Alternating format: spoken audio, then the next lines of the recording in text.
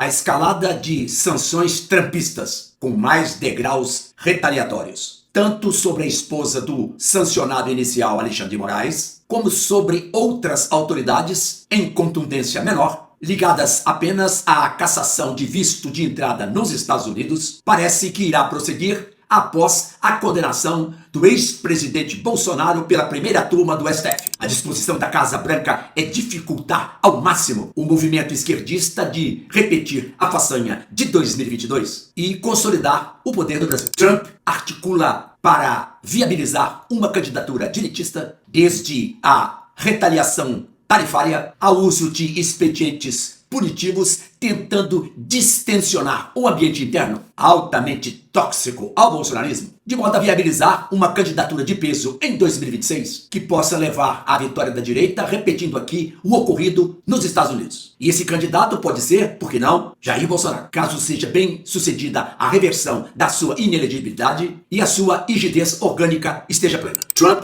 não parece disposto a abandonar a sua disposição de edificar uma América forte, situação que abre ensejo para a realização de incursões militares sob a justificativa de combater organizações terroristas e cartéis de drogas. Para remover o jogo em seu favor, Trump atropela a soberania e impõe uma lógica autoritária que não o impede de agir à luz do dia dentro da imprevisibilidade que é a sua marca. Entre as frentes de combate do que Trump avalia estar corroendo o Brasil, está a diminuição do poder da Suprema Corte, que ganhou ares imperiais na condução do judiciário, extrapolando os limites constitucionais para atuar como agente político em prol do lado vencedor do último pleito. Como a maioria dos ministros da Corte, pelo menos em público, desprezam as advertências americanas e persistem no desafio de punir novas medidas retaliatórias contra pessoas que atuam pró-morais, podem estar a caminho.